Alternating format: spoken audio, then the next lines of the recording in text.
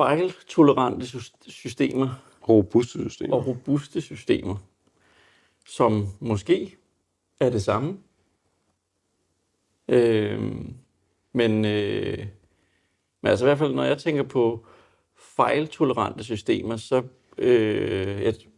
kan man sige, for ligesom at følge op på, hvor det var besluttet sidst, så for mig, der er fejltolerante systemer, det er jo nødvendigt, fordi at vi ved, at vi kan ikke undgå at lave fejl. Vi kan ikke undgå at introducere en fejl på et eller andet tidspunkt.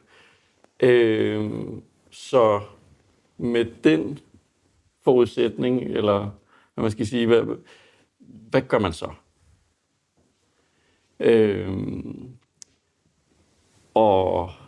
Og noget af det, det er selvfølgelig, at man starter med at have noget indsigt i sin applikation. Altså det vil sige, at man bliver nødt til at have noget ordentlig logging. Man bliver nødt til at sørge for, at de informationer, som er relevante i forbindelse med en eller anden form for fejldiagnostisering, at det er tilgængeligt. Og det ved jeg ikke, fik vi egentlig vendt noget om logging sidst? Det har jeg glemt nu, det er så lang tid siden. Vi vendte kort det med monitorering, men det var på et meget overordnet plan. For det vi snakkede om, det var jo det her med, at man kunne ikke undgå at lave fejl. Det var okay at lave fejl, så længe man bare havde gjort sig nogle foranstaltninger, så at man kunne se, når der skete fejl, altså observere de her fejl. Og jeg tror faktisk også, det er en vigtig del i forhold til den diskussion om robuste systemer og fejltolerante systemer, at jeg tror, man kan dele det op i forskellige segmenter. Fordi når jeg hører fejltolerante, så handler det egentlig mest af alt om, at man har prøvet at finde ud af, hvad for en fejl kan forekomme, og hvordan håndterer vi de fejl automatisk. Og når jeg tænker på, eller rettere sagt, det er robuste systemer, og når jeg tænker på fejltolerante systemer, så tænker jeg nemlig på monitorering og tooling og så videre. Altså alle de ting, som du ikke kan klare med en automatisk try-catch statement. Ja. Og robuste systemer selv? Ja, det var meget rundt. Robuste systemer, det tænker jeg som, at hvis jeg har et system, og jeg har en idé om, at der er noget, der kan gå galt. Jeg skal jo simpelthen kontakte en ekstern snitflade, eller jeg skal måske lave en filoperation, hvor at jeg kan risikere, at filen lige pludselig ikke er det, eller filen er korrupt. Så kan jeg være med til at forbedre robustheden af systemet, hvis jeg allerede her siger, her er der noget, der har en chance for at gå galt. Mm-hmm. Det pakker ind i en try-catch.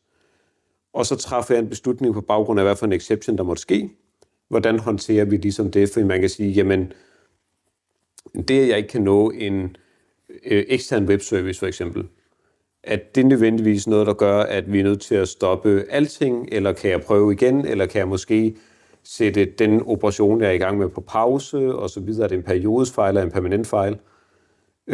Og det samme med, hvis jeg læser en fil, men det er fordi filen ikke er klar endnu, er filen der rent faktisk er korrupt. Der er stor forskel på de fejl, og hvis du på forhånd har gjort nogle tanker om, hvor der kan ske fejl i din kode, og hvad for nogle typer fejl du forventer, der kan ske, så kan du også allerede nu forberede din kode til, hvordan den skal håndtere de fejl. Men det er for mig et robust system.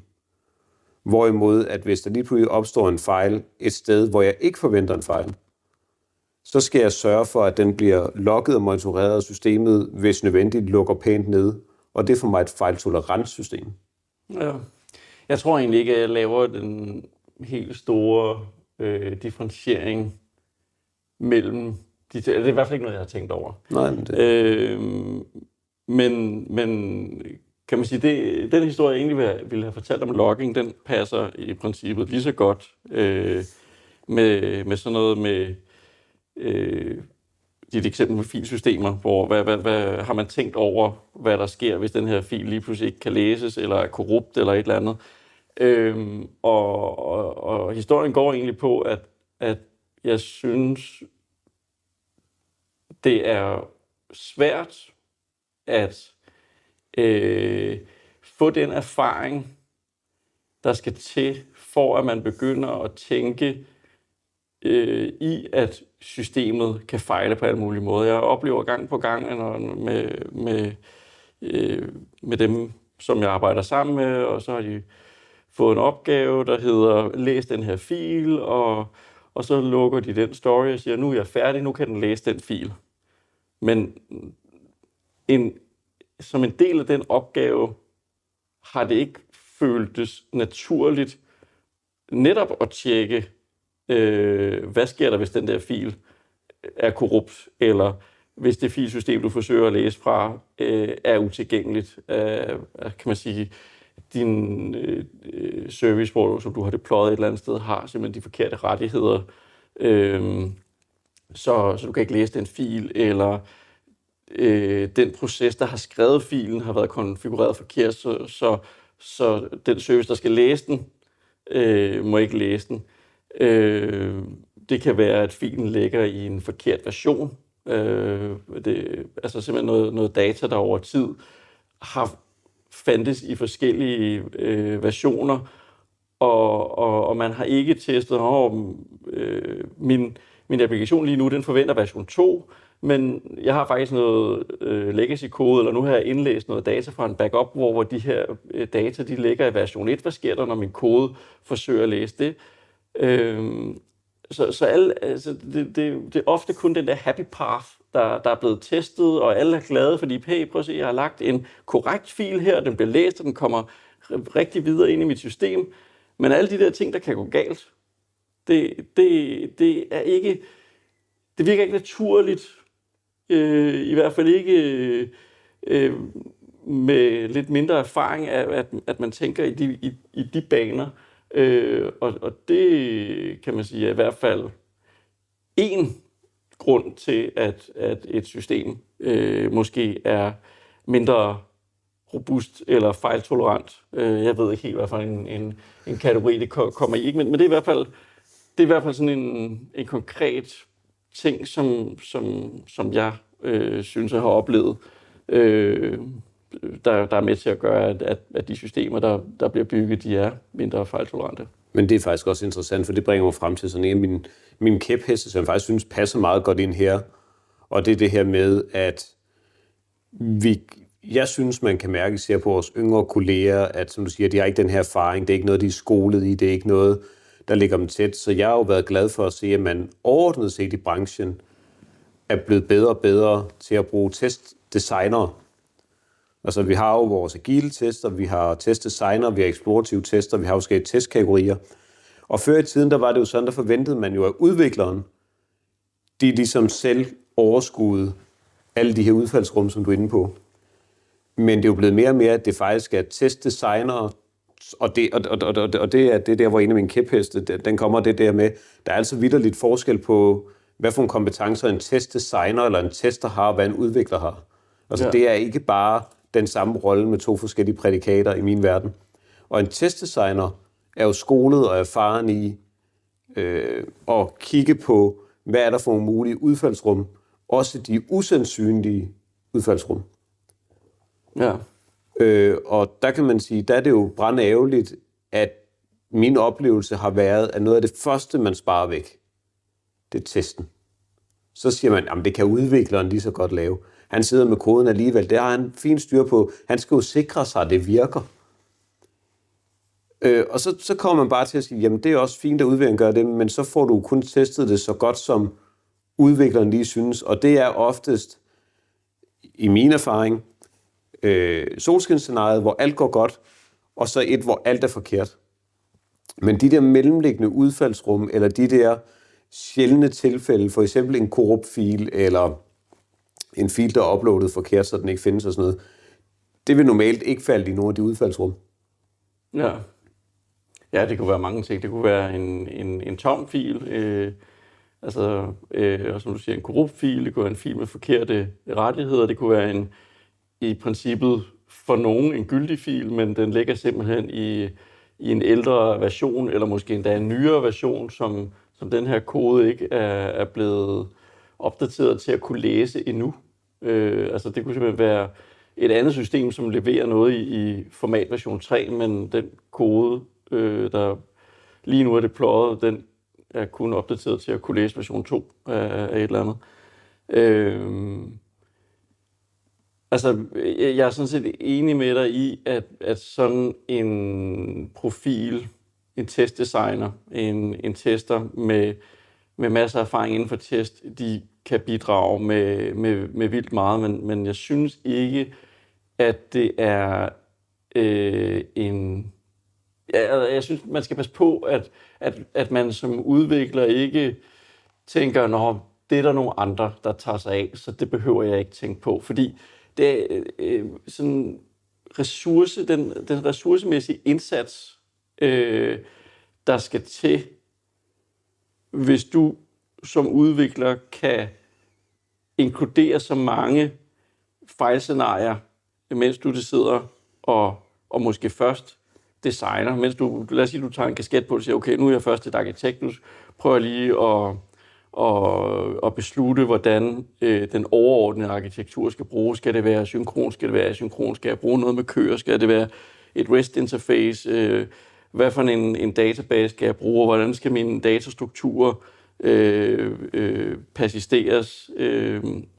Er det nogle store JSON-strukturer, eller det er noget relationel database, eller graph-database? Kan man sige, alle de beslutninger og alle de til- og fravalg er jo med til at reducere, hvad for nogle fejl, der kan opstå, eller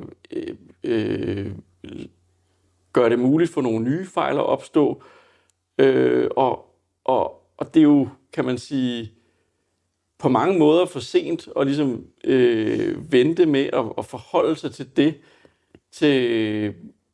til sidst, eller til når man skal i gang med at teste. Altså, og jeg tænker, det er billigere både tidsmæssigt og pengemæssigt at få tænkt så mange af de her ting ind fra starten af, og gå ind til designet af sin software på en måde, hvor man faktisk, mens man designer det, sidder og tænker på, okay,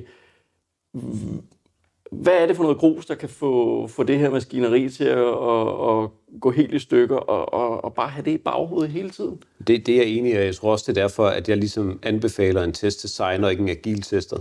Forskellen er jo, at testdesignerne med i designfasen til at komme med udfaldsrum, og så pålægger du ansvaret for at få skrevet testen og få testet koden på udvikleren, hvorimod at når vi snakker agil test, så snakker vi jo om, at vi udvikler ud for et design, og der er en agil tester, der bekræfter, at designet er implementeret korrekt. Der er en væsentlig forskel for mig. Mm-hmm. Jeg kan langt bedre lide tilgangen, hvor at du har en tester med sammen med din arkitekt, og hvem end er med til upfront at sige, det er de her ting, vi skal være opmærksom på, så vi får trykprøvet designet, og sådan at udvikleren har et holdepunkt at gå tilbage og kan køre nogle af de her testdesigner-test igennem til at trykprøve implementationen.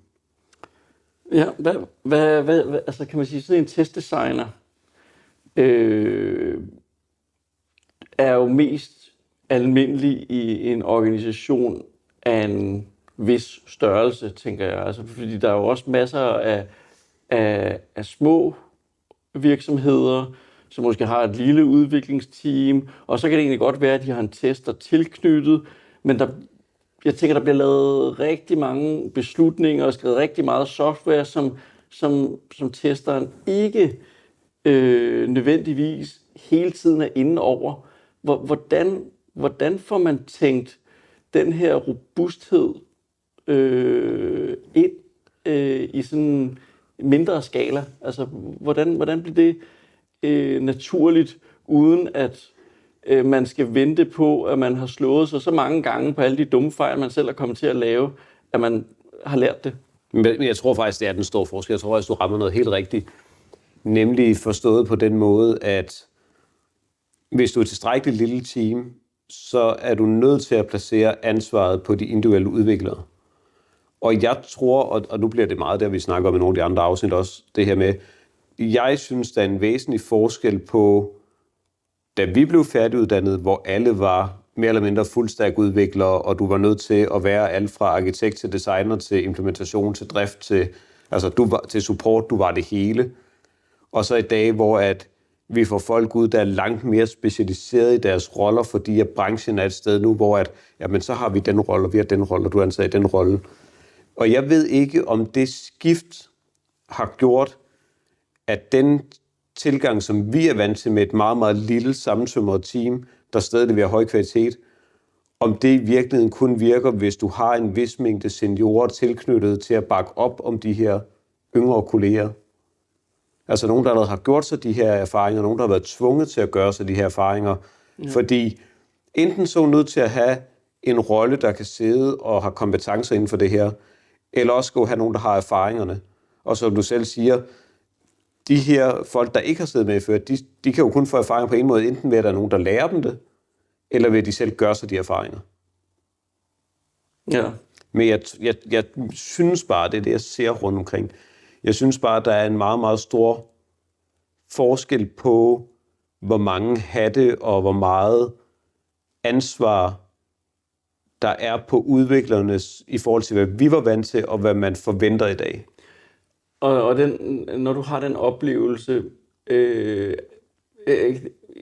jeg har lyst til at prøve at være lidt kritisk i forhold til det, fordi kunne det være fordi, at vi igennem de sidste 10-15 år stille og roligt har befundet os i nogle organisationer, der er større og større, så når du har den oplevelse af, at man i dag har mere specialiserede roller, er det så fordi, at det er de unge, vi møder, for vi møder ikke dem, der er blevet hyret ind i en eller anden lille virksomhed, fordi det er ikke der, vi er. Det kan meget vel være. Jeg synes bare også, at altså man siger, da jeg startede ud helt oprindeligt, var det jo en meget stor organisation. Altså jeg startede ud i en meget, meget stor veletableret dansk organisation på freelance basis. Og der var forventningen stadigvæk til os, der var freelance på teamkontrakter, at når vi leverede noget, så var det færdigt. Altså så havde det været hele vejen rundt. Ja.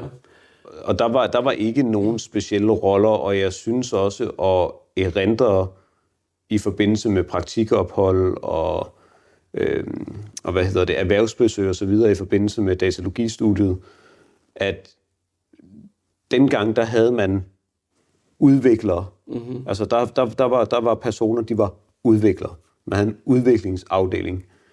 Det synes jeg ikke er min tilgang i dag. Jeg synes langt oftere i dag, så møder man en frontend eller en UX'er, eller du møder en database specialist, eller du møder også, altså i hvert fald i de store, og det kan godt være, at de små stadig er nødt til at være meget, meget få folk, men min tese vil stadig være, og det mener jeg jo sådan set også, det var, da vi kom ud i nogle af de små virksomheder, at det er nødt til at være en vis mængde af folk med erfaring, hvis et lille team skal fungere, hvor du ikke har plads til de her specialiserede roller.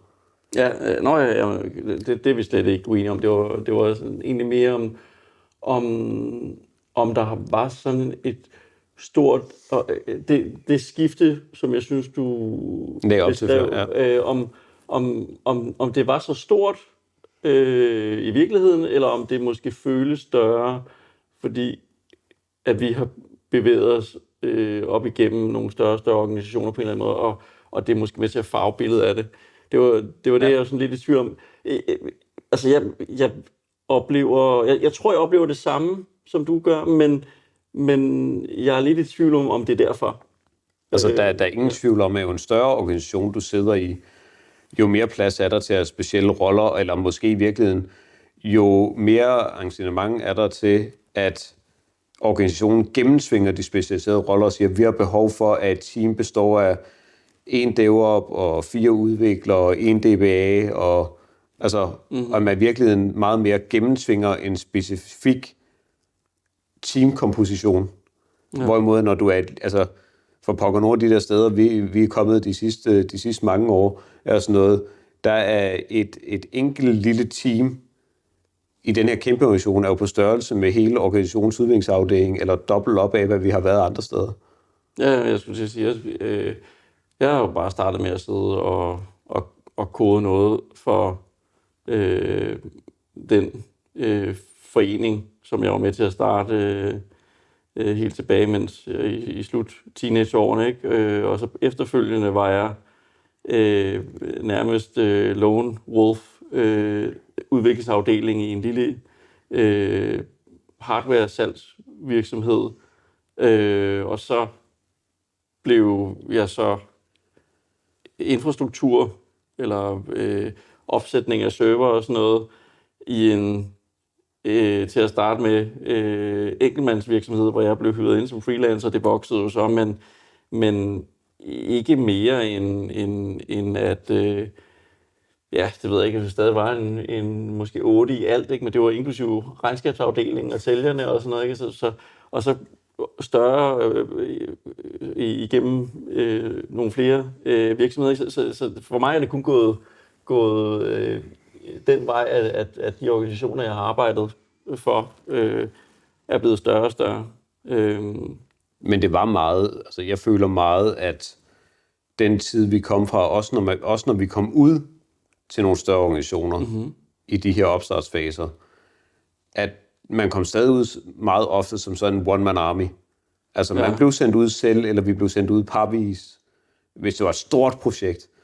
Altså, det var, og der var der nogen af de kunder, vi har siddet på sammen, som var ret store, velorganiserede organisationer, som havde en vis mængde år på banen og var veletableret i den danske industri. Og det var jo stadigvæk ikke kæmpe store udviklingsafdelinger med en masse specialiserede roller, tværtimod. Altså både nogle af de kunder, jeg har haft op på nord for København, og nogle af dem, vi har haft over vestpå, har jo ikke haft kæmpe store afdelinger, når jeg husker tilbage på, når vi kom ud til deres afdelinger. Nej. Ja. Hvis vi prøver lige at circle tilbage. Ja. Det ved jeg ikke engang, man kan sige på dansk. Circle back. Gå tilbage til det med fejltolerance og robuste systemer.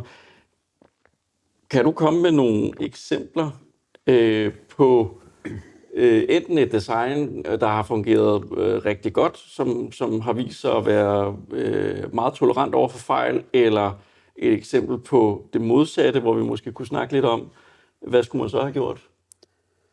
Altså jeg synes i hvert fald, at en af de første grundprincipper, man lærer omkring robuste systemer, sådan på uddannelsesmæssigt i de fleste sprog, det er jo sådan en simple try catch final, som jo ligesom siger, hvis du forventer, at noget kan, eller rettere sagt, hvis du eksekverer en stum kode, så vil den kode normalt fortælle dig via sin dokumentation, hvad for nogle fejl, der kan blive kastet.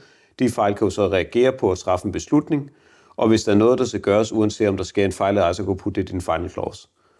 Det er jo sådan, jeg tror, det er vel den første fejlhåndteringsstruktur, stort set alle lærer i de fleste moderne sprog. Ja. Og den fungerer jo super godt de steder, hvor man ved, hvad der sker af fejl. Men jeg synes faktisk også igennem årene at have erfaret, at den fungerer også rigtig godt på yderste led til at få lavet noget pæn håndtering og nedlukning af fejl, du ikke vedkommer. Ja. På den måde, hvis der kommer en on-call exception i din kode et eller andet sted, og du på dit yderste led, hvad end du kører et loop eller en single function, eller hvad du nu har som din main handler, jamen så længe du har din try-catch, så vil alle din on-call exception komme ind og blive fanget og køre din final block. Så hvis nu du har noget, du skal lukke ned en database-forbindelse, eller hvis du, Gud forbyde det, bruger nogle af de gamle sprog som C, hvor du skal frigive din RAM-cell eller lignende, så har du en måde for at håndtere det. Men den anden ting, jeg godt kan lide ved den struktur, det er, at meget, meget ofte, når der kommer en on-call exception, så får vi den ud på vores standard error stream.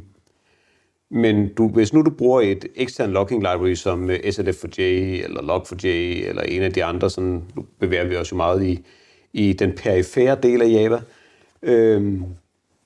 jamen så har du mulighed for faktisk at bruge dit logging lib til at få logget detaljer om den her on-call, og måske ovenikøbet være så heldig at få noget af din MDC metadata med, der gør det nemmere for dig at håndtere den fejl, selvom det er en ukendt fejl eller en uventet fejl.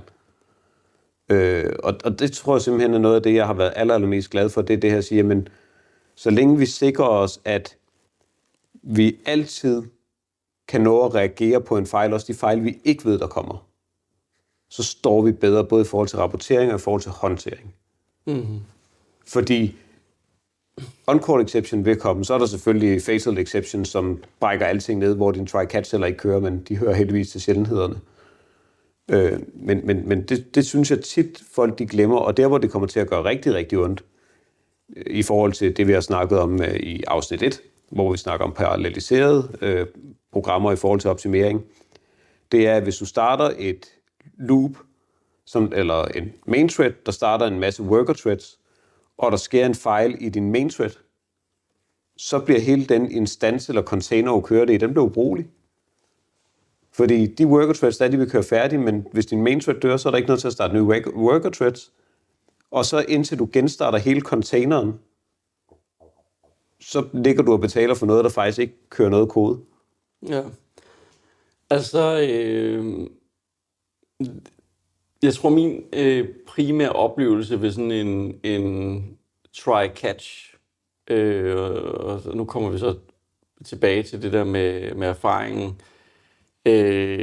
det er, at de informationer, der bliver samlet og logget i forbindelse med den der yderste, okay, hvis jeg ikke har fanget fejlen før, så fanger jeg den i det mindste nu, try-catch, det er, at jeg oplever tit, at de informationer, der bliver samlet og logget der, er utilstrækkelige.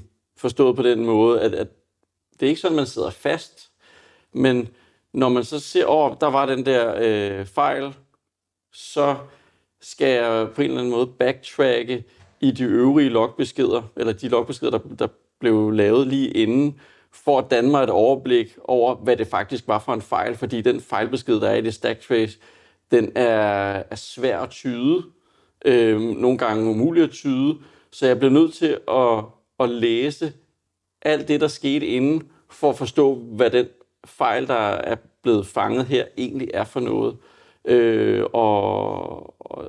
Så man kan sige, ja, den er måske med til, at du ikke får dræbt din main thread, og man kan sige, det er rimelig vigtigt. Men det er i hvert fald en ting, som jeg tænker, det skal man være opmærksom på. Man skal i hvert fald være opmærksom på, at det, den gør, det er for mig at se, at man kan få logget det på den logging-mekanisme, man har valgt, i stedet for bare standard error. Ja. Eller whatever det er. Fordi man risikerer, at det så ikke kommer ind i ens monitoreringssystem. Ja. Det er den ene del. Den anden del, det er, at hvis man har nogle ressourcer, der skal frigives eller lukkes pænt ned for ikke at skabe fejl eller problemer, når du starter servicen igen, eller i andre dele af komponenten, så kan du nå at fange det og lukke det pænt ned med din final block. Ja. Det er en af de to ting, der er vigtige for mig. Også fordi, at hvis der kommer noget ind i den her, så vil det, medmindre der er sket noget virkelig kritisk, så vil det jo meget ofte være en fejl, du bare ikke har tænkt over, som du længere inde i din kode ville kunne have catchet og håndteret specifikt for den fejltype. Altså, det bliver jo sådan en form for catch-all til alle de ting, du endnu ikke ved, der kan ske. Ja. Det er i hvert fald min erfaring med mange af de komponenter, jeg har siddet med gennem de sidste 10 år, at hver gang der så kommer en on-call exception, så 9 ud af 10 gange, når man har analyseret den, så kan man jo tilføje en specifik fejlhåndtering til den fejl, så hvis den sker igen, så har man en unik beskrivelse, en unik kode, whatever man nu bruger til at identificere sin fejl. Ja. Jeg har et eksempel, som måske er relevant i den her sammenhæng. Nu vil jeg lige høre, hvad du tænker om det. Tidligere i dag har vi jo haft talt lidt om et design, hvor det er, at vi har haft tilladt, at en ekstern consumer af en service, som vi har haft ansvaret for, har kunne få lov at lægge beskeder direkte på en kø til det system, som vi har lavet, som så skal behandle beskederne på køen, hvor vi så oplever, at de lægger korrupte beskeder på den her kø. Og det er, jeg tænker, det måske er et eksempel på et design, som ikke har været super hensigtsmæssigt. Eller hvad tænker du? Er det noget, du tænker, der hører i den her kategori her? Eller? Ja, det tænker jeg, fordi robusthed handler også om, altså, der er jo mange dele af det, men robusthed handler jo også om at sikre dine inputs og dine outputs. Mm-hmm. Og det her er jo et fantastisk eksempel på, hvor man rent faktisk gerne vil validere sit input, men man får valideret sit input for sent. Ja, fordi her i det her eksempel, det har vi i hvert fald talt om, at jeg siger, i bagspejlet, der ville vi gerne have haft lavet for eksempel en REST-service foran, som tager imod den her anmodning, som man gerne vil have lagt på sin kø, og så har den valideret det, så man kan sige, køen skulle i stedet for have været set som en intern måde at kunne fylde arbejde op til ens service, og ikke have været snitfladen ud mod omverdenen. Og så ved jeg godt, så er der helt sikkert nogle super smarte køsystemer, hvor sådan noget her er indbygget i, at man ikke kan få lov at lægge nogle beskeder på køen, hvis ikke de lever op til nogle bestemte dataformater. Og det er okay, hvis der er, man ligesom vælger sådan en løsning, men jeg tror, pointen her er ligesom, at man må simpelthen ikke lukke noget ind i sit system, som man ikke selv på en eller anden måde er herre over. Altså, det der er problemet, og grunden til, at de her beslutninger bliver taget, det er jo, fordi man gerne vil have et asynkront system fra et performancemæssigt perspektiv. Ja. Men lige så snart man gør det, og man lukker noget ind, så kan man sige, lige så snart du har taget imod det, så bliver det jo dit ansvar. Og det kan vi jo så arbejde med på forskellige måder. Det så kan vi gøre det synkront via et REST API. Vi kan også gøre det emuleret synkront via RPC, hvor det stadig er asynkron kommunikation med en callback, hvor man kan vende tilbage og sige, hov forresten, den besked med det ID, du gav mig, den kunne jeg faktisk ikke bruge, sådan at den, der lagde den på køen, er klar over, at den skal I kigge på. Og så skal man jo huske på, at selvom man vælger en synkron løsning, som vi også forklarede vognmanden for Slagelse, så betyder det jo ikke, at man rammer performancen, fordi det betyder jo bare, at den, der queuer arbejde, er synkron. Men det betyder ikke, at du ikke kan afvikle det asynkron. Det er sådan, alle webserver fungerer, for eksempel. Jamen, jeg skulle lige til at sige, at jeg synes næsten det... Altså, jeg ved godt, at det sådan helt konkret er synkron, det at du laver et REST-call, og den skal svares i OK eller nej, det må du ikke. Men jeg tænker, al den benefit, man får ved at lægge noget på en kø, den får du i princippet stadigvæk. Du får bare lige lov at afvise eventuelle dårlige data, inden du lægger det ind på din kø. Altså, for resten af afviklingen kunne jo være fuldstændig, som den er i dag, og med alle de fordele, der nu er ved at lægge noget arbejde på en kø, og kunne behandle det i takt med, at der er ressourcer til det. Ja, fuldstændig. Og det er jo noget interessant noget, at en af de her standardkrav, der er til robuste systemer, som vi også var inde på før, det er jo det her med, du validerer dit input, og du sikrer dig, at du producerer korrekt output. Og det er jo meget almindeligt, at vi validerer input, men jeg tror ikke, at det er alle, der tænker over, at det valgteknologi, vi bruger til fremsendelse af input, som det eksempel, vi lige gav, har jo faktisk betydning på, om den validering overhovedet er noget værd. Fordi hvis jeg validerer det for sent, altså hvor jeg ikke kan nå at afvise det, eller hvor jeg ikke har indtænkt en metode til afvisning. Nu kan man sige, at i det her tilfælde, hvis man modtog på en kø asynkron, og vi validerer det efterfølgende, så kunne man jo bare vælge at sige, jamen, så flytter vi det videre til et andet sted, og så bliver det håndteret derovre. Men det er trods alt pænere at fortælle calleren, der gerne vil lægge det på køen, at det her det er ikke godt nok, så de kan reagere på det med det samme. Det er sådan lidt sjovt, det her med at flytte ansvaret rundt fra dem, der har produceret den fejlagtige besked, til dig selv eller en tredje person, frem for bare at sige, du overholder ikke vores aftalte kontrakt, det må du lige få styr på. Ja. Og så er der jo det med output, og det er jo jeg tror, det bringer ind i sådan en anden vigtig del, og det er det her med datakontrakter. Hvis du skal have et robust system, så er du simpelthen også nødt til at være enig om, hvordan snitfladerne de skal se ud. Ja. Og du er også nødt til at sikre dig, ikke kun, at når du får noget ind, er det rigtigt, men også, at det, du sender ud, lever op til den datakontrakt, som man nu engang har aftalt. Jeg synes, vi er meget slemme, også når man studerer. Altså får man at vide, at det er vigtigt at validere sit input, så ikke at folk de laver injections, så ikke du får dårlige data ind og sådan noget. Jeg synes meget, meget sjældent, vi snakker om, hvor vigtigt det faktisk er, at sikre, at din egen kode lever op til den udgående datakontrakt. Og man kan sige, at hvis alle validerede deres input, så ville det jo i teorien være lige meget, om der var nogen, der validerede deres output. Jeg synes bare, at erfaringen fra virkelighedens verden viser, at når sådan en datakontrakt bliver brudt, så er det ikke nødvendigvis den, der modtager inputtet, der opdager det.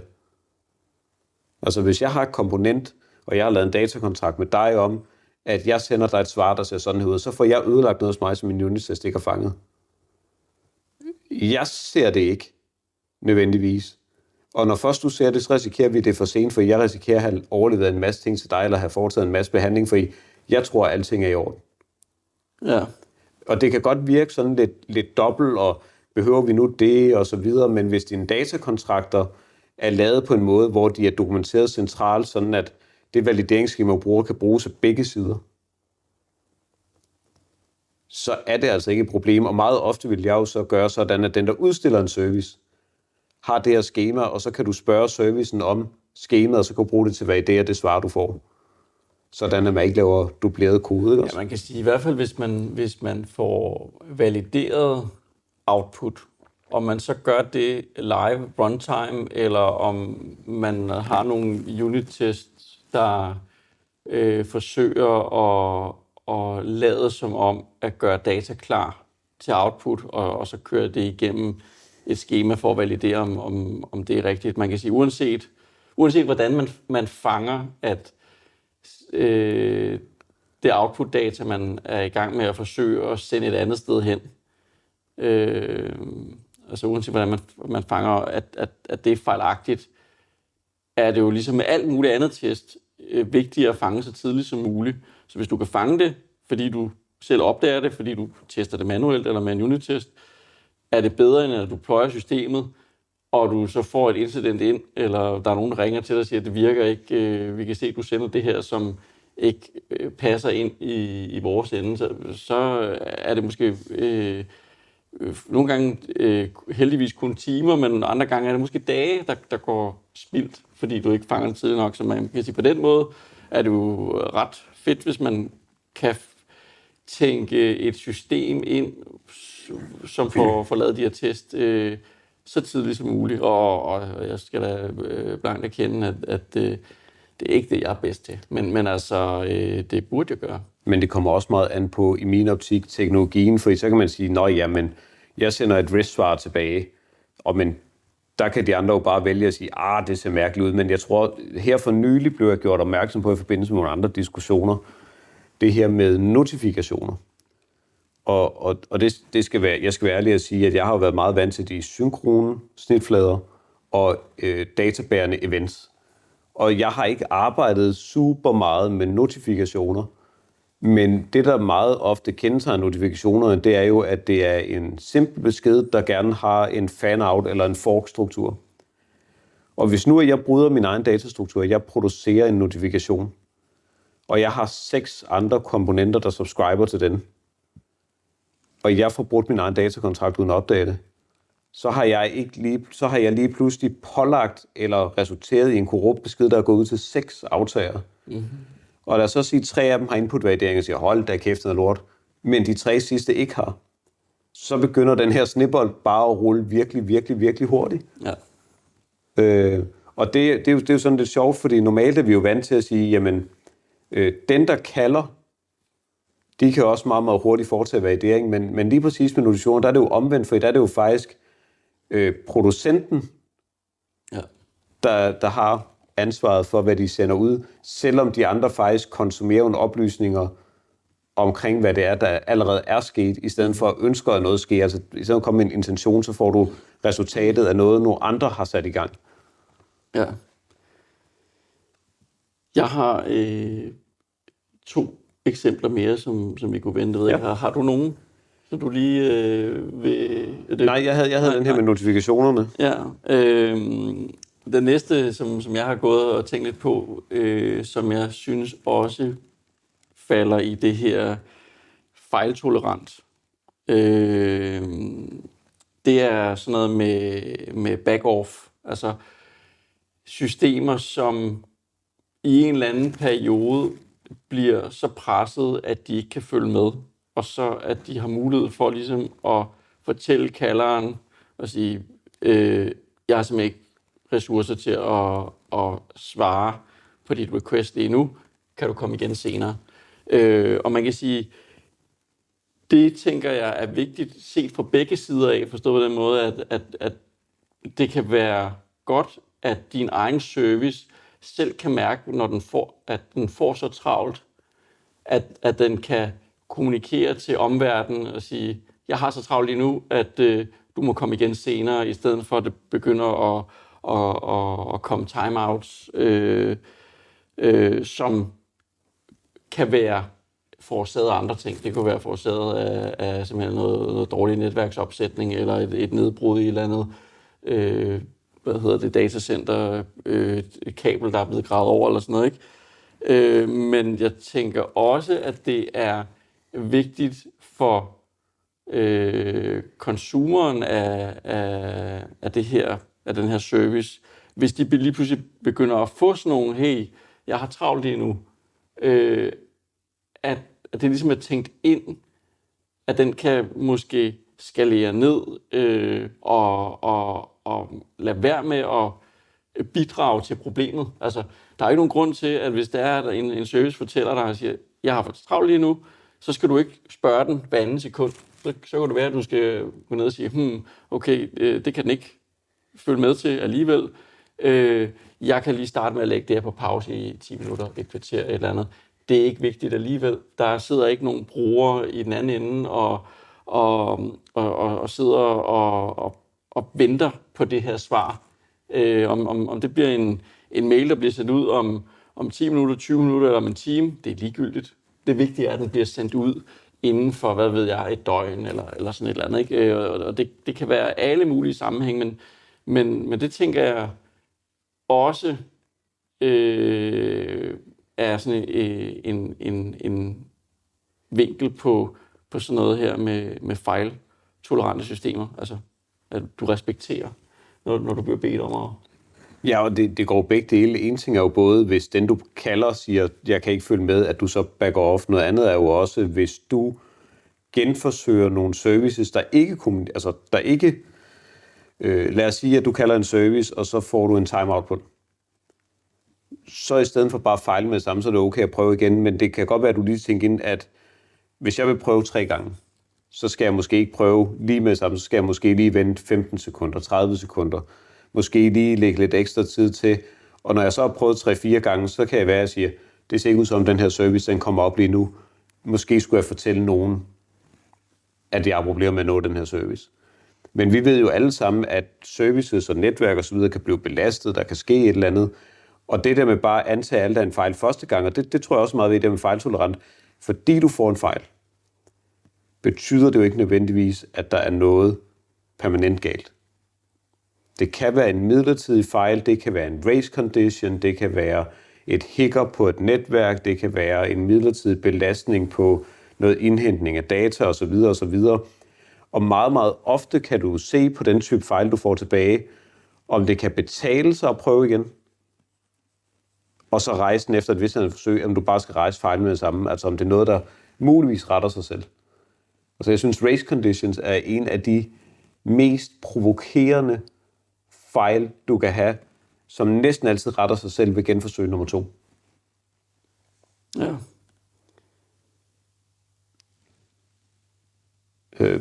I hele det her, ikke også? Jeg synes, der er noget andet, du sagde omkring det her med back-off og belastning, der fik mig til at tænke på noget andet, men nu er den væk. Men jeg synes også, i forhold til det her med at respektere, at man har travlt og så videre, en af de andre steder, der virkelig kan ødelægge et system i forhold til robusthed, det er, hvis man ikke forstår de teknologier, man har valgt at bygge ovenpå. Så et helt klassisk eksempel, som jeg tror, der er mange, der har oplevet rundt omkring, og folk altid bliver lige overrasket over, det er for eksempel sådan noget med, at hvis man bruger SQS i AWS, og man ikke har fået behandlet en besked inden for 14 dage, så bliver den slettet. Så er den væk. Så lad os nu sige, at du lige pludselig står i en fejlsituation. Lad os sige, at et eksternt system, du er afhængig af, det er nede, og du går og afventer en fejl, og du bygger op en backlog af arbejde, du skal udføre, fordi at dine interne systemer er nødt til at køre videre. Jamen, så har du lige pludselig en begrænsning, der gør, at hvis ikke det her system bliver fikset inden for 14 dage, så begynder du at tabe data, med mindre at du begynder at lave fixfakserier med at flytte det fra den ene kø til den anden, og så bliver det fornyet 14 dage, og man kan lave en DLQ og så videre. Men DLQ'en har også kun 14 dage. Har også kun 14 dage. Jeg skulle til at sige, at den eneste permanente løsning, det er, at du kan finde ud af at trække dine beskeder af din kø og persistere dem et eller andet permanent sted, altså på en disk, indtil du er klar til at lægge det ind på køen igen og få dem behandlet. Eller hvis du tror, at det her er en del af systemet, hvor der er en risiko for, og det er jo det her med at hele tiden vurdere og risikovurdere. Hvis der er en risiko for, at der kan gå noget galt her fra en ekstern leverandør, og du ikke har en slag på, hvor lang tid de må være om at rette det, så skal du måske ikke bruge et køsystem med en begrænset retention period, så skal du måske bruge et køsystem, som har en permanent retention. Altså, dit valg, og sådan er det jo med alt design, det kan vi, tror jeg det her med security by design og stability by design og sådan noget, det kan man bruge et helt separat afsnit på. Det var bare at sige, at valget, ligesom du startede med at sige i starten, de valg, vi træffer i designfasen, omkring teknologier, patterns, implementering, storage, de har jo alle sammen betydning for, hvad for nogle fejl, der kan ske, og hvordan vi håndterer de fejl. Og nu det her, det er bare så et eksempel, jeg synes, vi stødte på igen og igen og igen, at lige pludselig så opstår der en fejl, hvor de der 14 dage, de kommer meget tæt på. Altså, jeg har stået i situationer, hvor vi har stået på dag nummer 13 og sagt, nu skal vi gøre noget. Ja. Jeg kunne godt tænke mig, at vi måske lige prøver at vende recovery. Ja.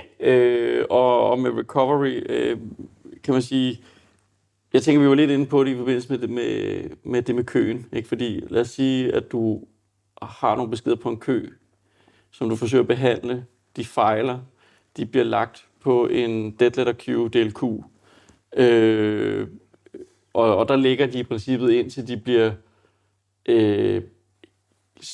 genspillet, altså lagt ind på køen til din service en gang til, at den forhåbentlig den her gang kan finde ud af at behandle dem. Man kan sige, det vil, i tilfælde med sådan en SQS, der tænker jeg, der vil det være en manuel drifthandling, at der er nogen, der sørger for at flytte beskeden fra DLQ'en tilbage igen. Men der er måske også nogle recoveries, altså, som er automatiske. For eksempel det her med retries, med at du laver et rest call, der er en timeout, du venter 10 sekunder, du laver det samme rest call en gang til, der er måske stadigvæk timeout, så venter du 30 sekunder den her gang, simpelthen for at give den mere og mere tid til at have kommet sig. Og så til sidst lykkes det, du får dit succesfulde svar. Der er noget automatisk recovery. Hvad for noget recovery har vi ellers, som er værd at snakke om? Jeg tror, det kommer an på, hvordan man dikterer recovery. Jeg tror, noget af det recovery, som de fleste nok godt ved, men som nogen måske faktisk alligevel ikke rigtig tænker over, det er det her med, at alt efter hvad du bruger køsystem, så kan et kø jo være sat op til at bare have beskeder, og dem trækker du af og processerer. Eller du kan lave det her, der hedder et lease, hvor du siger, jeg vil gerne begynde at behandle den her besked, og så kan man acknowledge den, altså bekræfte, at man er færdig med den, eller man kan nag den, altså non-acknowledge, og sige, det gik ikke rigtigt. Og det er sådan en ret simpel form for recovery, hvor at hvis jeg går i gang med at behandle en besked, og jeg kører med et non-acknowledgement system, så tager jeg beskeden af, og der sker en exception, og så er beskeden tabt. Men lige snart, at jeg benytter mig af et køsystem, der har det her kvittering på håndtering, jamen så hvis der sker en fejl, så enten så får jeg selv sendt en nag, der gør, at beskeden den bliver lagt tilbage på køen, eller frigivet, så den næste kan tage den, eller fordi jeg ikke sender en nag, så når der kommer en timeout på det lease, jeg har, der gør, at den bliver frigivet igen. Det vil sige, nu har jeg meget simpelt ved hjælp af min teknologi sikret mig, at jeg kan recover, og jeg ikke har datatab. Ja. Og så har vi selvfølgelig de helt klassiske, altså database recoveries, backup recoveries, brug af persistering, som du selv var inde på, persistering til eksterne buckets. Hvis jeg sidder i gang med at operere på en eller anden stor proces, et eller andet stort flow, eller en pipeline, eller det kunne være alt muligt andet, og jeg har indhentet en masse data og produceret en masse data, og det ligger nu i mit memory. Og det, der er sat det i gang, det er long gone, og nu står jeg i det her stadie, og så går det ned, så taber jeg mit state. Hvordan recover jeg for det? Og noget af det, som jeg synes, vi lærte meget, meget hurtigt, det er det her med at sørge for løbende at persistere sine stable states. Jeg tror, jeg vil kalde det mellemregninger. Ja. Altså, som kan man sige, hvis du har sådan et langt processeringsflow, så tror jeg i hvert fald, det er værd at forsøge at tænke ind i, at du ikke skal starte fra starten af, hvis der er et eller andet, der går galt, når du er nået sådan cirka 90% igennem hele den der lange, måske det er en lang proces, måske det er bare en lang, tung beregning. Er der mulighed for at gemme nogle mellemregninger, der gør, at hvis du lander i et fejlstate, så skal du ikke starte helt forfra. Og det kunne for eksempel være, som du siger, at altså sådan en mellemregning kunne måske være en konkret fil, der bliver skrevet ned på et filsystem, eller i en bucket, eller en eller anden form for persisteret storage, som du kan starte med at samle op, og så køre videre derfra. Det kan også være, at du skriver en linje i en database, eller sådan et eller andet. Men altså, kan man sige, det er i hvert fald noget, hvor man kan forbedre sin recovery, og selvfølgelig er det fedt, hvis man kan gøre det automatisk, men det er ikke...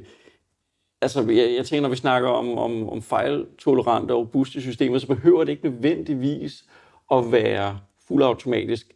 Det vigtige er bare, at det er nemt at komme i gang igen, og at man ligesom har gjort sådan nogle tanker om, hvordan man undgår datakorruption. Ja. Og det tror jeg faktisk bringer mig frem til en meget vigtig del, vi ikke har snakket om. Ja. Vi har faktisk ikke snakket om, i virkeligheden måske inden for de sidste par år, synes jeg noget af det, som jeg har benyttet mest, og det er idempotency. Ja. Altså det her med, at hvis mit system er bygget på en måde, hvor hvis jeg får den samme besked 2 gange, så kan jeg ligesom sige, det har jeg gjort, jeg gør det ikke igen. Og det grund til at komme til at tænke på, det er fordi med recovery, lad os sige, at jeg har et system, der sender en masse events ud, som folk lytter til, og lige pludselig finder vi ud af, at vi har haft et tab af events. Men vi ved ikke, hvad vi har tabt, så nu går jeg tilbage i mit komponent og siger, jeg kunne godt tænke mig at genspille alle events fra den sidste uge. Hvis ikke alle mine subscribers, de har idempotency, så kan jeg gøre virkelig meget skade med sådan en genspilning. Men hvis de gemmer et værdi og siger, men det her event, det har jeg allerede behandlet, så kan de få udfyldt de huller, der måtte være i tabt data. Sådan meget, meget simpelt. Det kunne også være, hvis jeg sender et HTTP-kald og beder nogen om at lave noget, og så får jeg at vide, den tager jeg med ud. Så ved jeg ikke, om dem, jeg har sendt noget til, rent faktisk udført operationen, eller fejlet operationen. Det vil sige... Ja, fordi at du kan jo risikere, at de modtager requestet og går i gang, og i princippet bliver færdige, og så sender de dig et OK, men det OK, de når at sende, det bliver tabt, inden du når at få det, så de har i princippet allerede processeret det. Og den eneste måde at recover for det er jo, at du sender det samme request igen, indtil at du er sikker på, at du har fået en kvittering for, at nu har de lavet det, og at de så ikke laver det samme 2 gange. Præcis. Altså, kan man sige, sådan et skrækscenarie, det er jo enten, hvis det er, at det er et eller andet, der trigger en eller anden kommunikation til en slutkunde. Altså, der er kunder, de bliver meget irriteret over at få en velkomstmail 2 gange. Og det kan man jo godt forstå. Det kan også være endnu mere irriterende at få en regning 2 gange. Så sådan noget at tænke det ind. Hvad sker der, når det er, du laver noget handoff imellem systemer? Hvordan gør man det på en hensigtsmæssig måde? Jeg har en ting mere, som jeg lige kom til at tænke på, før, da der var, du snakkede om det her med den måde, man designer systemerne, og ville komme med et eksempel på noget, som i hvert fald gjorde systemet mindre fejltolerant. Altså, kan man sige. Så det er jo et eksempel på noget, som man måske kunne ønske at undgå.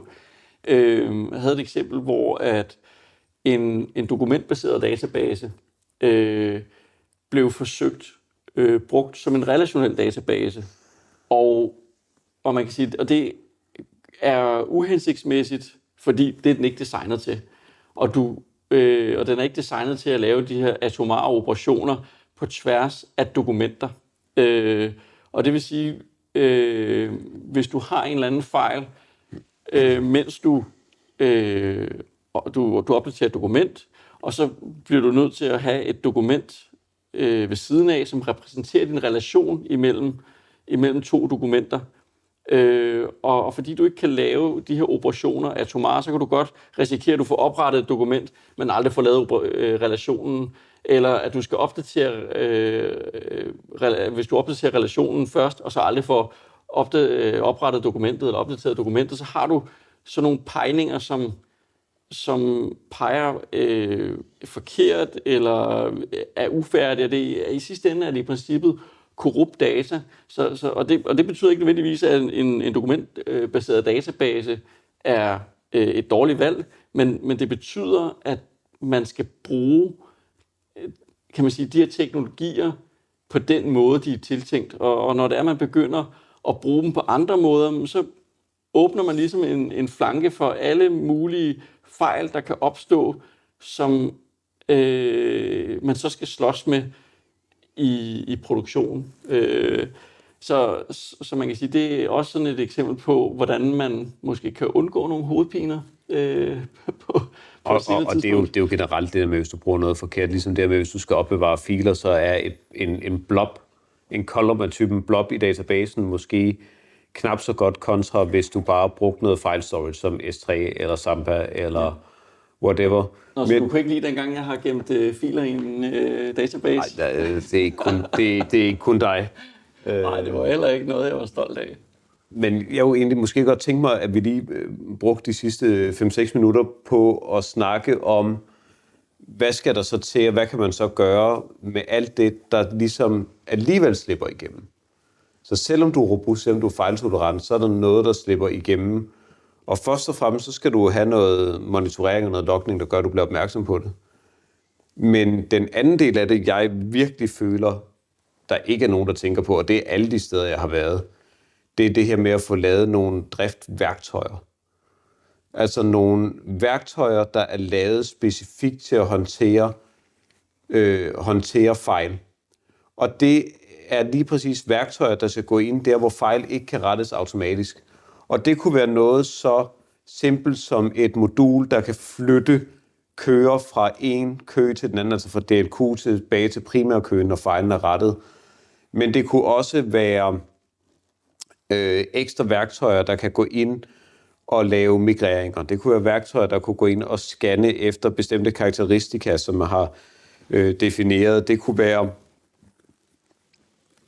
database scripts, der kan gå ind og altså i samme kategori som migrering, kan gå ind og opdatere på baggrund af nogle fejl med at se for at bringe det videre. For eksempel, hvis man har skiftet datakontrakt, men man har fået persisteret i det gamle format, og det er ikke længere gyldigt. Altså, ja. Der er en masse typer af fejl, som når de bliver opdaget, er nødt til at skulle rettes uden for applikationen. Og meget, meget ofte synes jeg, det bliver sådan noget med, at så er det en eller anden med alt for mange rettigheder, der sidder direkte nede i noget SQL, eller direkte nede i en bucket, eller direkte nede et eller andet sted, i stedet for at få lavet nogle værktøjer, der er underlagt almindelig logning og audit og test og... Ja, man kan sige, vi har ikke lyst til, og jeg har ikke engang lyst til selv at være den med produktionsrettigheder nede i databasen, der skal lave en eller anden update, der sætter noget. Og det kan godt være, jeg synes, jeg har testet det en hel masse gange på mit eget lokalsystem, men jeg har forhåbentlig af gode grunde ikke en kopi af produktionsdatabasen, og derfor kan det måske være lidt svært at være helt sikker på, om det der nu også virker ordentligt, inden man får kastet sig ud. Det kan man sige, man skal i hvert fald holde tungen lige i munden.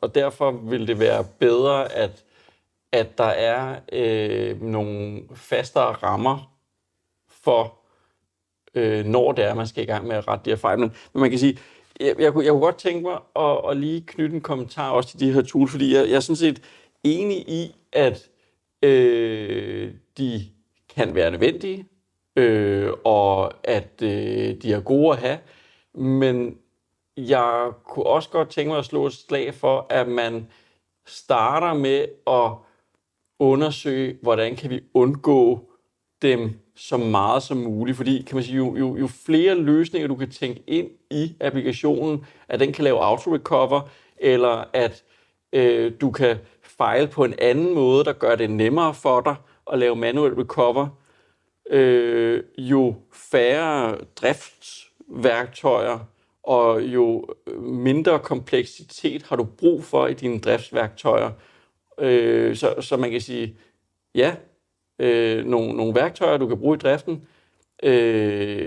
det kan sagtens være okay, men det bedste driftsværktøj er et driftsværktøj, du ikke har brug for, kan man sige. Ikke? Så bare så det ikke bliver sådan en, jamen, det der har vi et driftsværktøj til, og det der har vi også et driftsværktøj til, og det skal du ikke være bekymret for det problem, for det har vi også et driftsværktøj til. Det er bare fordi, det er jo ikke der, vi vil hen. Nej, det er jo last line of defense. Ja. Og jeg tror, så et godt eksempel, vi har set i flere organisationer over tid, det er det her med dårlige data. Og du skal gøre alt, hvad du kan for at sørge for at få vasket dit data, transformeret dit data, beriget dit data så tidligt i processen som muligt. Det er ikke noget, altså, for du får et data ind, hvis du ved, at du har behov for at se ud på en bestemt måde, eller det indeholder noget bestemt, så skal du få det dikteret som det første, så du kan reagere på det. Men fra tid til anden, så vil du stå et sted, hvor du af en eller anden grund ikke kan få fat i nogle automatiske register, eller der er noget indhentning, du ikke kan, og så fejler du undervejs ned i kæden. Og dengang, hvor vi arbejdede meget med flow engines, har man det her step i for eksempel Camel og så videre, der hedder manual interception, som er, hvor man simpelthen er nødt til at rejse en hånd og sige, jeg kan ikke komme videre, uden at der er nogen, der hjælper mig. Og i de tilfælde, og de hænder, der er det bare rigtig, rigtig rart at have et værktøj, eller noget, der først og fremmest siger, jeg har behov for noget hjælp, noget manuel hjælp her, og når så man har fået rettet de dårlige data, og har et værktøj til det, at man så har et værktøj, det samme værktøj, at gå ind og sige, nu er den her fejl rettet, og så få genstartet den automatiske proces. Fordi jeg synes ofte, det jeg har oplevet, især når man snakker gammel flow altså gamle teknologier i forbindelse med automatic flows og FSM'er osv., så er det, man siger, lige snart der har været manual interception, så er den manual herfra til slutningen. Ja. Og det synes jeg er en fejl, for vores erfaring for de sidste 5-6 år, det er, at du kan næsten altid få den tilbage i automatisk flow. Ja, og du er interesseret i at få det tilbage ind i det automatiske flow så hurtigt som muligt. Og jeg tænker faktisk også, kan man sige, nu snakker vi om driftsværktøjer, som jeg oplever som sådan noget tooling, du kører ved siden af din applikation. Men jeg tænker, der er 2 slags fejlscenarier. Det ene, det er selvfølgelig sådan noget, hvor det er, okay, der har udviklerne, arkitekterne og testerne ikke tænkt sig ordentligt om. Der er der simpelthen en eller anden corner case, der er blevet overset. Det bliver vi nødt til at få rettet op på i koden, eller nogle tools udenom koden. Men der er jo også alle de fejl, som der sådan rent forretningsmæssigt opstår en gang imellem. Det kunne måske være, at det bedste eksempel, jeg kan komme på lige nu, det er en kunde, som man mangler en e-mail på. Og man har brug for den e-mail, så kan man jo godt lægge den kunde på måske en ringeliste, som der er en eller anden medarbejder i organisationen, der så kan ringe til at sige, hej, jeg er herfra, må jeg få din e-mail, så det er, at vi kan sende dig fakturen på e-mail, eller så du kan få det der tilbud, du egentlig havde bedt om, så har jeg brug for en e-mail, så jeg kan sende det til dig.